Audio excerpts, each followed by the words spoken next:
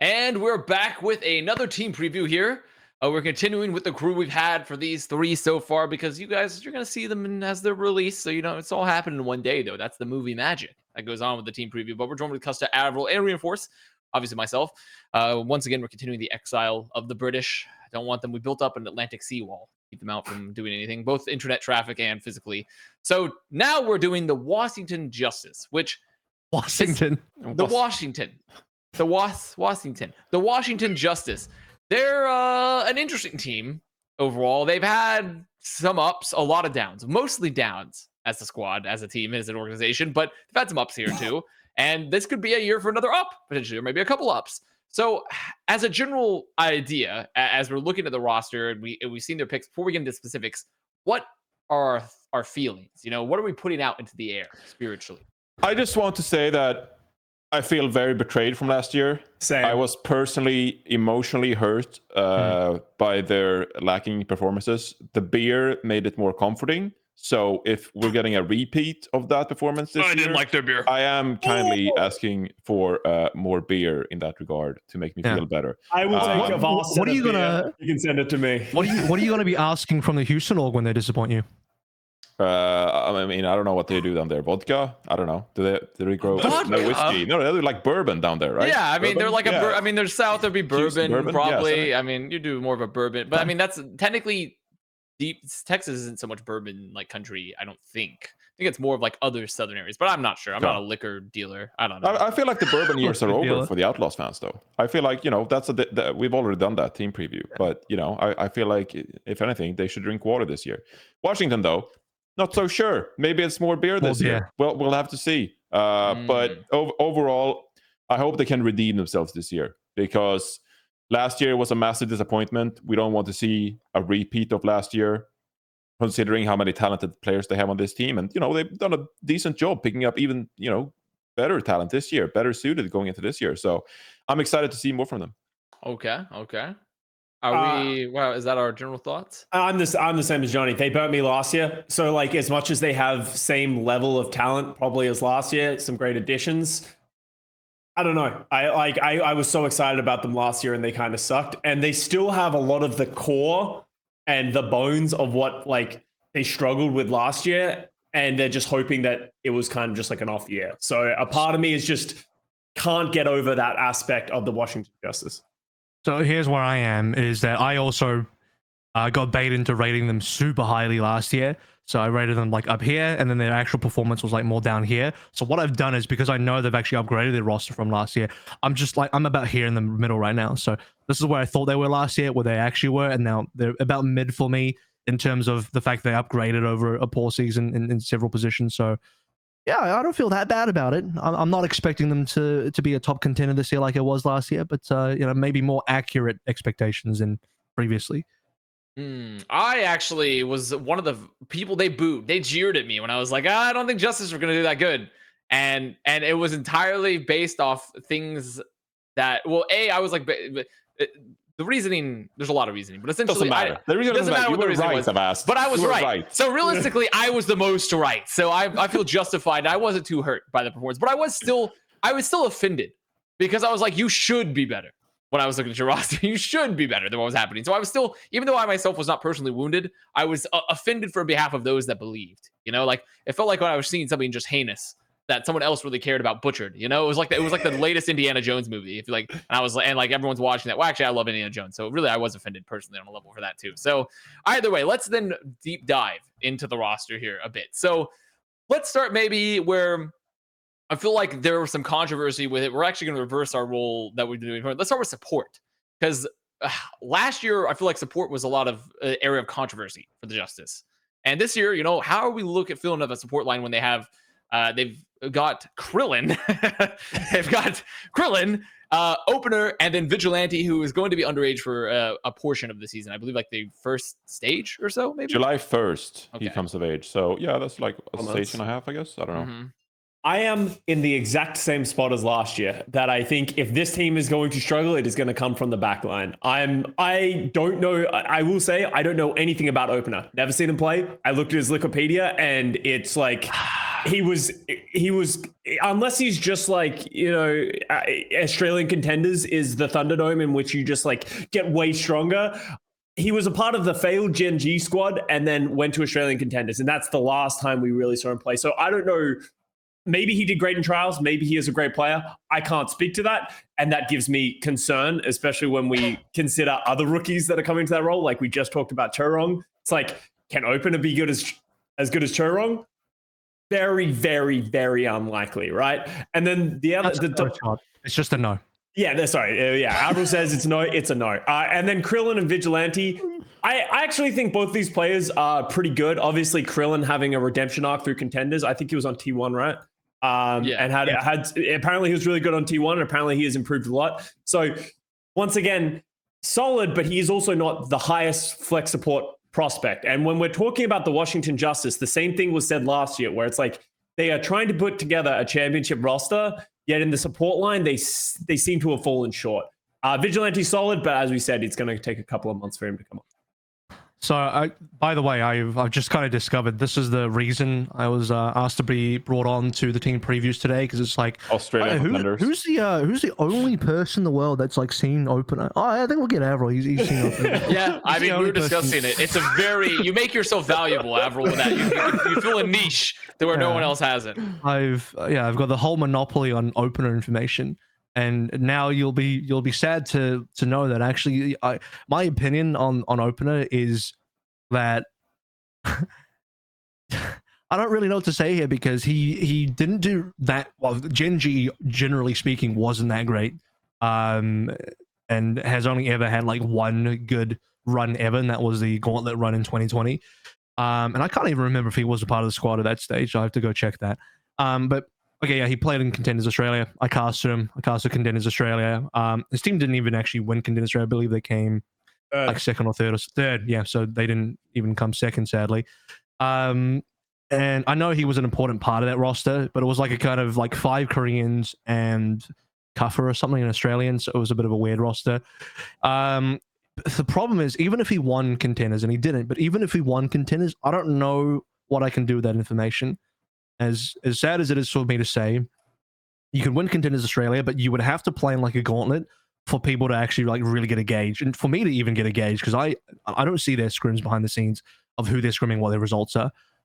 So had they won Contenders, I still don't know I would have an accurate level read on Opener, but he's just been like a guy floating around. I mean, he must have killed it in trials. He must have been like trials god for Washington Justice, just showed up in the open trials and just annihilated. That's the only thing I can think of, because I'm not exactly sure what the value that he's bringing to the table is, because he wasn't super standout in Contenders.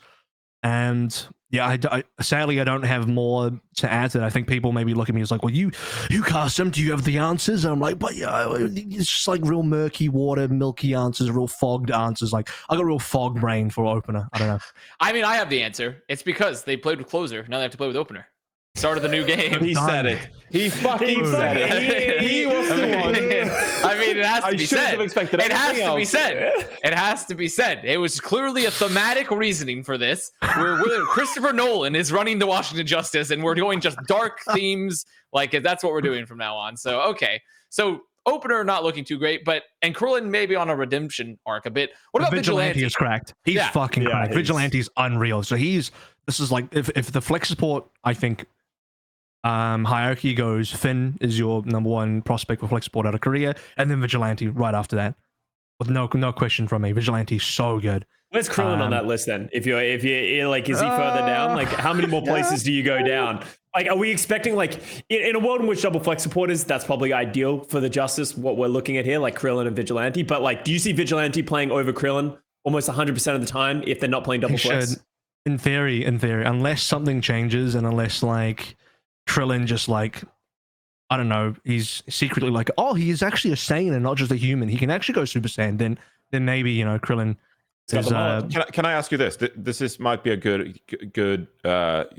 question to get a good accuracy of how good he is. Would you rather have Krillin or Aim God? Ooh.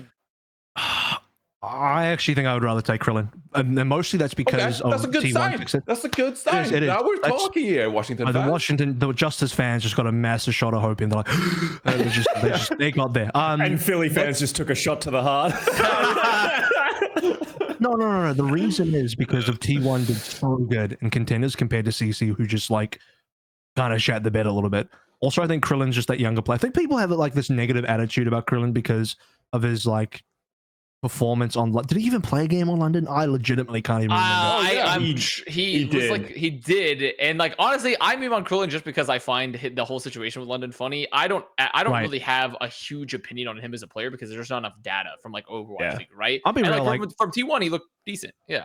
Yeah, I think when you asking earlier, Scott, like how far would I rank him? It's like now that I really look at it, I think he would still be potentially third or fourth after Vigilante. I mean, I think there's a gap. I think Vigilante, Finn were just well and truly above everybody else. But like when you start to look at the rest, it's like, you know, your best options after that become like Aim God, and then you have to go into the BM Hawks and the Team Diamonds, where I mean Papa Dog's reasonable, but you still got some ways to go. Quasar is reasonable, but still got some ways to go.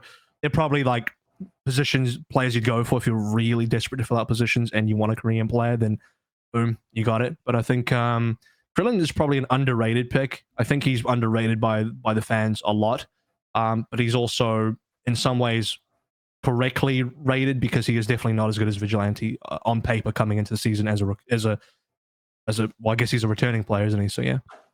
Okay, so that's still concerning to me though, because essentially it sounds like they're banking hardcore on a potential, because really Krillin's there to play until Vigilante is of age, but then you can play double back support if you want to. But then if opener is really weak, if there's ever a hard main support meta, that's concerning, you know? And that's very concerning if you need to have a Lucio, right? If you have to have a Lucio player. Maybe he levels up. I don't know. Yeah, maybe he levels the hell. I'm really injecting some copium into the veins now for him to level up, because they got Ty Dollar now, who's the new assistant coach coming through from Glads, and Ty Dollar's pretty well regarded. So maybe they could bring him up. They must see something in him. Yeah, and they have to see something in him. That's what I was going to say is it's not like Washington don't have money. Like they have a very expensive roster. They have great players. It seems very weird that there were a lot of great main supports coming into the league this season and they didn't get a bid on any of them. Or they didn't win on any of them. Like it feels weird that they've had to go for opener. And as you said, you generally don't understand something. There's generally a reason. And, you know, it comes down to, do you trust the Washington Justice coaching staff? Because they've obviously scouted him in some way, because I don't think anyone else was looking at opener. Maybe there, isn't that much to it. Maybe the answer is right in front of us, and it's written in history already, and we don't need to overanalyze it already. Is it just opener closer? Is that what you're about to say? The main supports in Washington Justice history, Fastix and Huno. You got Arc, closer. So I'm just saying, maybe main support is just not their kind of role. Maybe it's just I want to add something. Because here's the other really interesting thing if you think about it. The other ex-London guy who's a main support who was available is Sanguinar, and he didn't get picked up. Yeah. So they literally chose opener over Sanguinar. That's a good point, yeah. Come on. And so if you're choosing opener over Sanguinar, you definitely saw something in opener that you didn't see in Sanguinar. That's why I'm saying opener. This guy's a Zephyr Trials god or some shit. I don't know. He must have killed it in Trials. He has to have. Had to have been a trial thing. Okay, so support line, interesting. Got some underrated talent, some great talent, some weird talent. So then let's look at tank line. The tank line, they've kept Mag, and they've also added now, they've lost Fury, and they've added Kalios. Interesting. I think this is a very interesting tank line. Would we rate this tank line better than last year's? Going into Overwatch 2, or would we say you lost Fury? I mean, you lost Fury, right? Yeah. But the thing is, Fury. But the thing is, Fury didn't look that good last year, and it's not that I don't think Fury isn't a good player.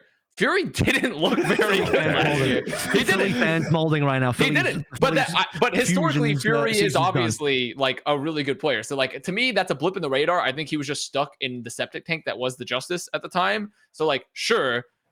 But is this tank line potentially going to perform better than it did last year? I'm worried. I'll be the guy who comes out busting through the doors and says, I'm worried. Okay? On paper, you might, as a Justice fan, you might get a bit antsy in your seat, and you're like, oh, it's a pretty good tank line. We got Mag, who came into the league last year, was fantastic on Winston. We got a great Reinhardt as well. Those times they did play Reinhardt comp, even though it wasn't their favorite composition. Mag still has a good Reinhardt, so he has the Winston and the Reinhardt. I think Kalios was a great addition to New York last year. He was a great, band-aid onto that team, because those tanks, they struggled on New York Excelsior. We said it from the get-go that the tanks were going to struggle in New York, and we didn't have complete faith in them. They brought in Kalios. I think he was a great band-aid.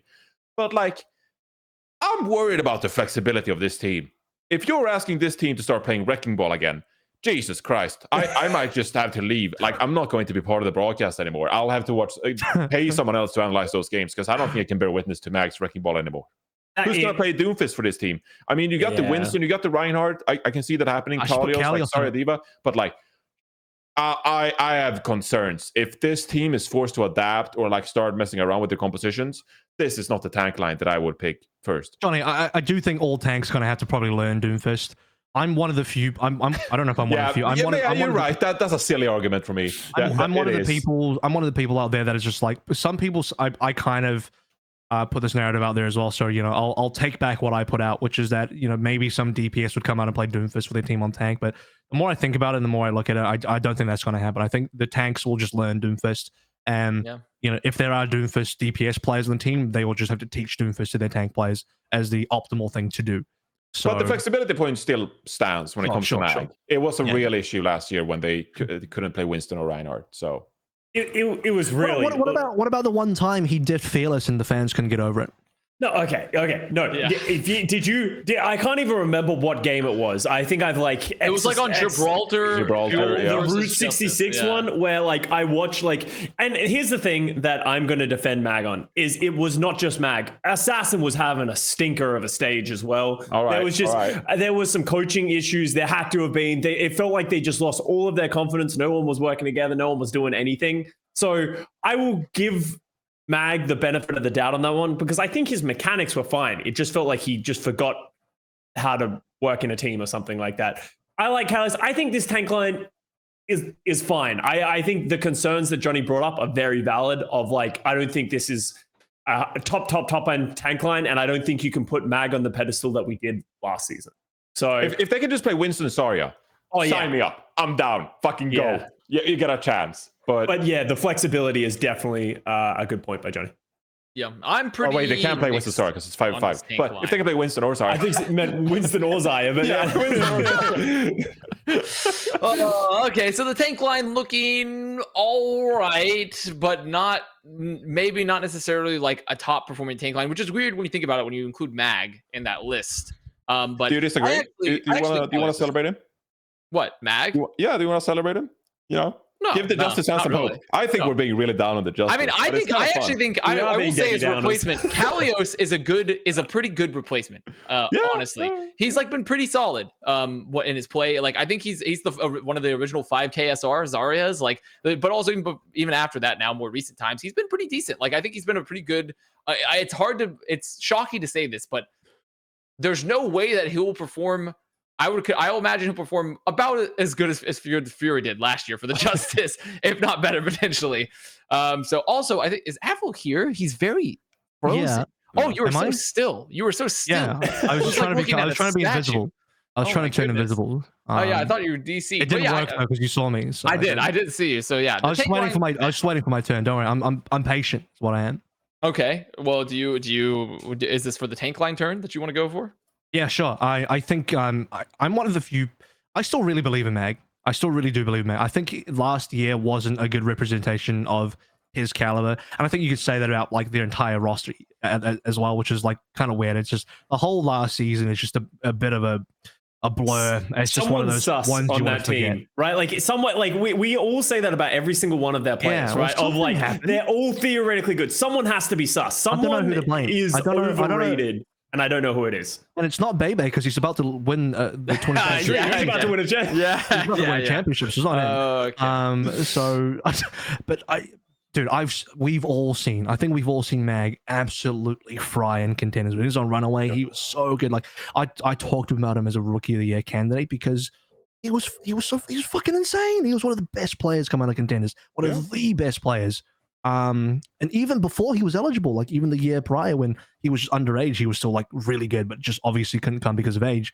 So then when he finally got here, it just wasn't the mag that we expected. It wasn't the Fury we expected, and it wasn't the Decay. Just insert every single Washington player. So I don't know. I still believe that Mag can get there though because he is that good. And Callius is probably a little bit more underwhelming compared to Fury, but he really brought a lot to the table for NYXL when they brought him on board. And I think Zarya is his best hero. And like Johnny says, if we get into a Zarya meta, I think that's when you feel good about Callius. Okay, so we heard tank lines. Now we talked support lines. Let's talk DPS. Let's talk DPS here. So the DPS for this team, it's pretty interesting. So they've kept Decay and Assassin, and they've added Happy. I mean, to me, I look at that and I'm like, this is a pretty well-rounded DPS line. You know, like you have your hard hit scan, you have a tracer player that also can flex a little bit. You have your flex DPS player.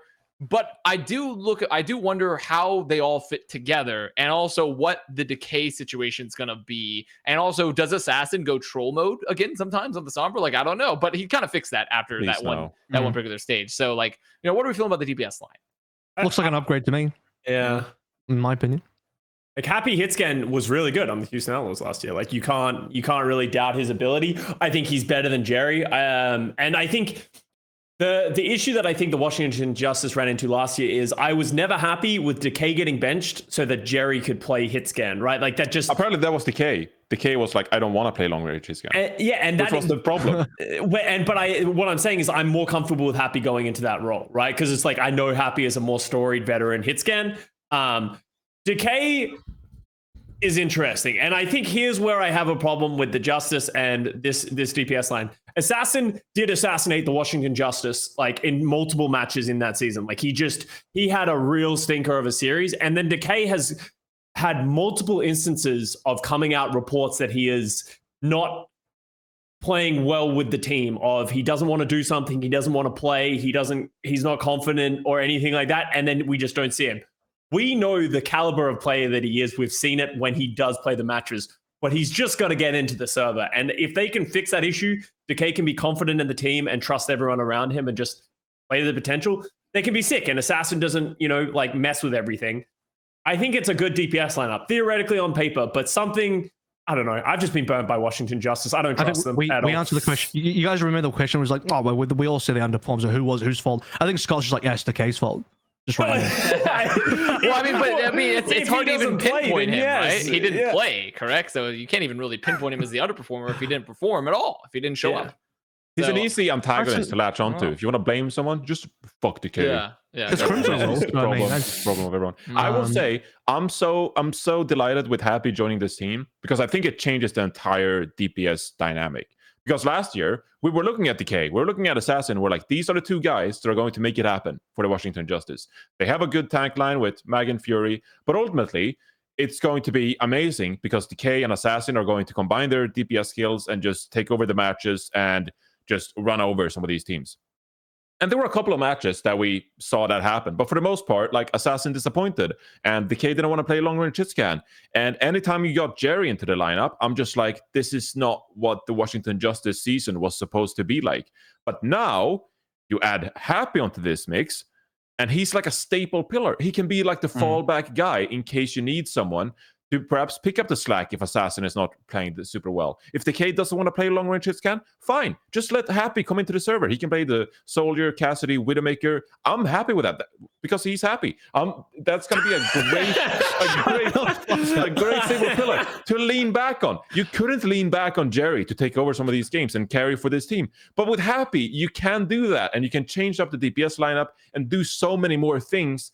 And I think from a team standpoint, you just feel very good having Happy in the lineup as well, because you know that this guy can come into the server, he can pick one of these long-range hit scan, pop off on Ashe, and then it's so much easier to play around him with a player like that. I don't think Jerry necessarily contributed that last year, and it makes the entire team environment, it makes it so much more difficult for Decay to figure out what he wants to do. It makes it more difficult for Assassin because he's like, oh god, I have so much pressure on me to perform. If Assassin is not feeling it, just play around Happy, build around long range hit scan composition and make that work instead. I think it changes the entire DPS dynamic.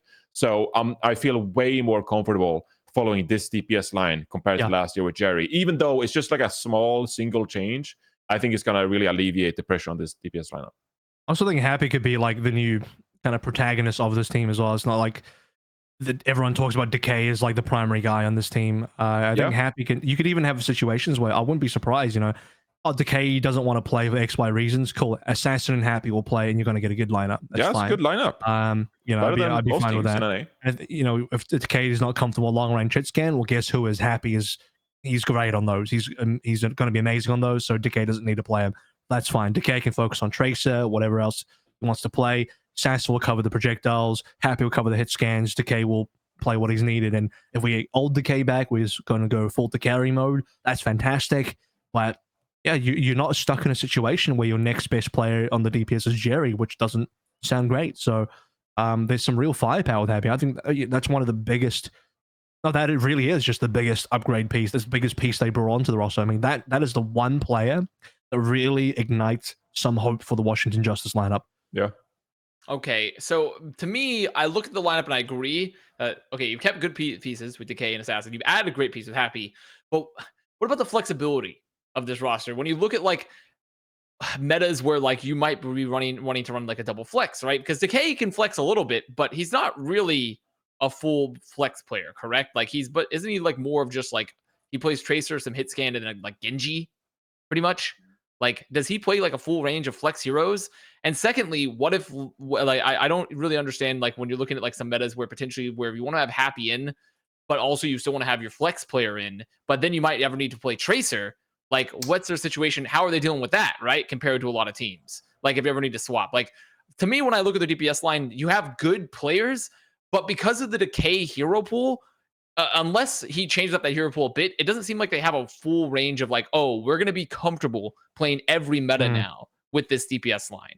Like they're going to be set for the majority of metas, probably that you can conceive of, but who knows like what all the metas are going to be and like what you might need from your DPS line, which is why that there you've seen like very, very flexible picks, I think, and pickups overall for a lot of rosters.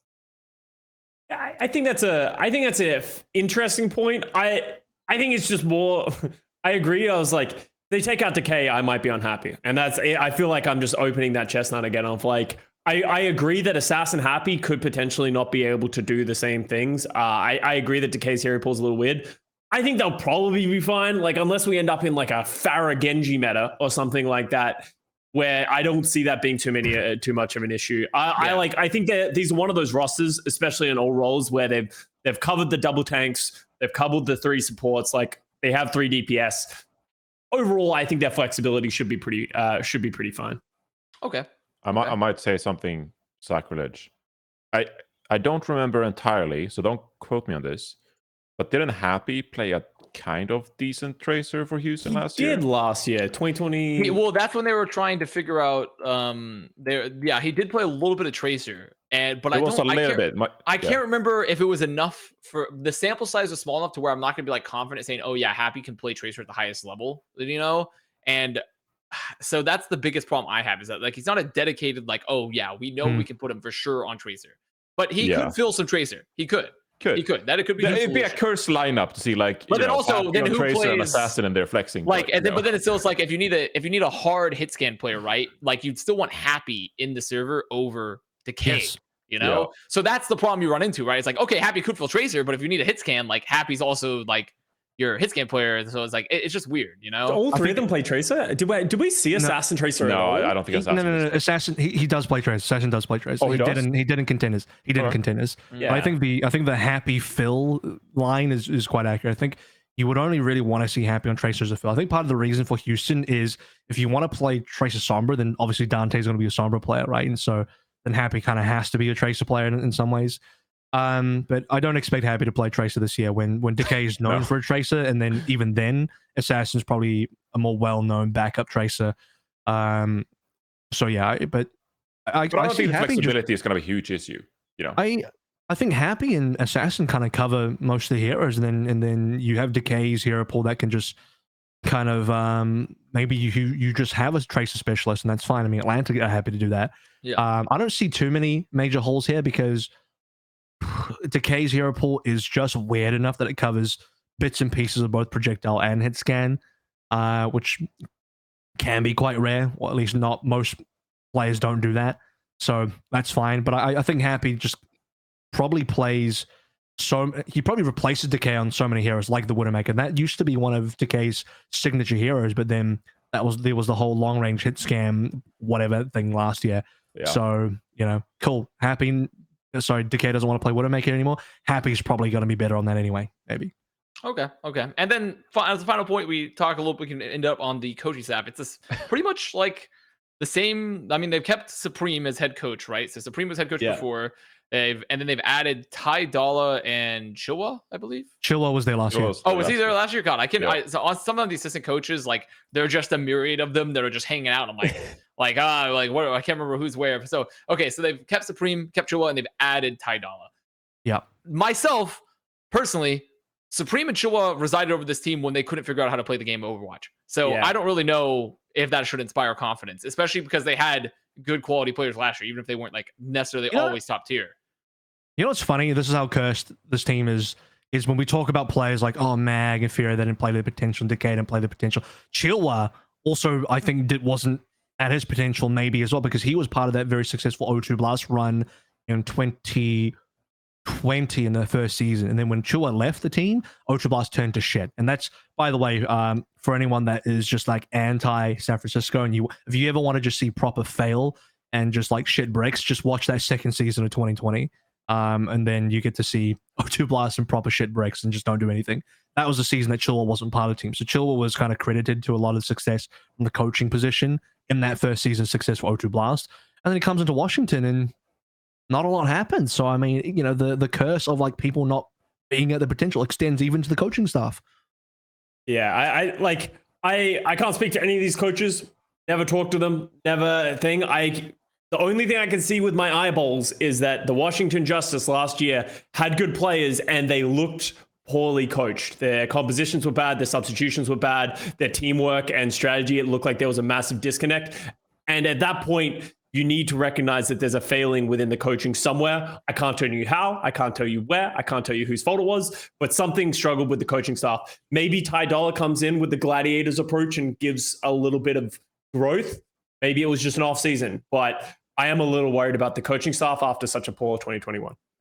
Yeah, well, that's where we're standing. So that's our glorious talk about coaching staff, is where, like, since we don't actually know, we only know a select few of the coaches. Every time we're always just like, well, they should have done well, but it's just I know that players think Ty Dalla is good. I think he's and that's always good to hear, right? But I've also there's also been coaches that I think this is like a non-example, but we shouldn't.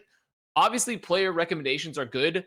But player recommendations are to be taken with a grain of salt as well, because a coach could work great with one environment. And also sometimes players love coaches because the coach lets them do whatever the fuck they want and doesn't actually put a system, True. Like they don't actually put a system or hold them accountable. They're just like, I love this coach. I love working with them, because they're just best friends. And like, they don't actually do anything to oppose the system to make them better. So that's why player recommendations are also like biased. The moral of the story is no one knows anything about coaches, and it's all just a big fucking sham. And, Coach of the Year is a bit of a Mickey Mouse award because no one fucking knows anything. Exactly. I mean, honestly, theoretically, you could make that argument that but the thing is, coaching does matter. That's the annoying part. Coaching does matter. It is a real job that matters. The impact is real. No one knows anything, though. It's just we don't have the tools to measure it. I think why. Yeah. So for my experience, like going from 2018, 2019, there are some coaches who got credited for a ton of great work because their team was successful. And then it was like, I hear from the players or I talk to people, and it was the assistant coach was like incredibly good and the head coach wasn't as good, or even like vice versa, like the person who puts himself in the public, like the assistant coach, they didn't offer much, right? Like we don't know. And I'm hoping, and I've been pushing for this last year, that we get more interviews with coaches. Like the league and people, we need to push for this, because as much as we like talking to players, I think it would be great insight to hear from coaches talking about their teams, the things that they're doing, and the growth that they're trying to do. Because right now, we have no feedback from coaches. When was the last content piece you saw with a coach? So where was the last content piece from Overwatch League in general? But like, that's the first thing. But secondly, also it's on orgs too. Orgs should be doing this for their coaches. Orgs should be putting out their coaches into the limelight, because that way you should be promoting them as figures and like understand, and like, because even if they fail, they're going to fail either way, right? You might as well make content. But like, it depends on how honest they want to be. I think that's good to see that content. But I think when you want to interview coaches, they're really guarded. You know, I think a lot of times they're really good. I remember what do they got to hide? Just winning the server. Stuff like that. I don't know, like I remember doing team interviews at Pacific Showdown with Rush when he's put back on Element Mystic, just trying to ask him stuff, and he was so guarded about everything. And it's just like, I get it, but at the same time, you know, I feel like coaches just don't want to say anything. They just don't want to spill. Yeah, ever. We've created some sort of weird. I mean, there's a whole other discussion. So yeah, either way, I will say, Avast, what? Great speeches. Great motivational speeches. Good speeches, but he's also the GM of the team, not the coach. True. But he does do great speeches. He's some integral, of my though. He is some of. Oh yes, I do love his speeches. Overall. He gets me hyped up. They always get me hyped up when Pre tells you to crush your fears. So let's then put a rating on this team. You know, where are they gonna place? You know, where are we thinking here on the placement wise? How are we feeling after reviewing all this? They got a big like, I don't know what it's called. They can if they're at their peak, they can be like top 4 NA at their peak. At their worst, they could finish like below Vancouver. Like below Vancouver. Below Vancouver. At their worst, I have no remorse. What do you mean? Oh, they have no internet? They can't get to the match? They hurt me last year. You know, at their worst, no sympathy. But at their best, top 4 NA. So who knows? I'm gonna put them near Toronto. Like we just rated Toronto. I think 6 to 8. I agree that there's probably more. No, actually, I'm gonna put them right around Toronto. I think they can have some success, as you said. Maybe Mag and Assassin get all their shit and put it together, and they string together a successful season. But I don't think they're going to be better than, you know, these other top NA powerhouses, even if they are performing at the highest level with some of the holes they have in the roster. I think they're literally middle of the pack. Like, they are league average. I think this is exactly 7th, I guess. Exactly 7th for me. So they're 6 ahead, 6 below is where I currently look at them as. They are like the league average team in my opinion. Yeah, I mean, potential to maybe go up a bit. Not as high as I don't see this. I don't see this roster ever breaking into the upper echelons of play. Myself, I just don't see it. I can't see it. They upper echelon would be like top Johnny's point, like top 4. You know, like at a peak. I can't see it. I don't think none of the pieces have inspired me enough, and the pieces they picked up inspired me enough to be like, oh, this team can break top 4. Is it possible? I mean, you have Mag, Decay, and Happy. You know, and Assassin when he's looking great, and Vigilante, who's like a good looking rookie, right? But it's just like, how does it fit together? There are some pieces where I'm like, is it really top tier still? And technically, it's honestly, if we're being honest with ourselves, because of how Contenders works, obviously Korean Contenders is a different beast. Like, it's tough to even automatically assume that Mag is necessarily like a top tier prospect now, right? Just because he's like, sure, he had some good moments, but he had a pretty bad season overall, right? But I still think Mag is pretty good. I'm going to give him another year to be like, before I'm taking him out of like the good prospect box, you know, I'll give him another year. So I think Toronto is a very fair pick. I think 6 to 8 is a very reasonable place for them. They can try to punch above to break out of that zone, but I find it hard to believe, considering that obviously my preconceived notions, this coaching staff does not seem like it inspires confidence in creating a cohesive roster. It doesn't. Especially when we're heading to a new game. It's going to be fucking chaos. It's going to be, everything's being figured out all at once. I don't know. I just don't feel confident in it. So 6 to 8 would be ideal. I could see them falling lower, though. I will say I could see them falling lower. Vancouver lower? No, God. No, I don't think so. I don't think that far. If you were to tell me that, like, at the end of the season, if like you were just to tell me that's just like, oh yeah, the season's over, and Washington Justice, you know, they were better than Houston Outlaws, they were better than New York Excelsior, they were better than Paris Eternal, Boston Uprising. I'm like, okay, I mean, then they're like, what, top 5? I mean, two of those make sense, like Paris Eternal, Boston Uprising. I'm like, okay, sure.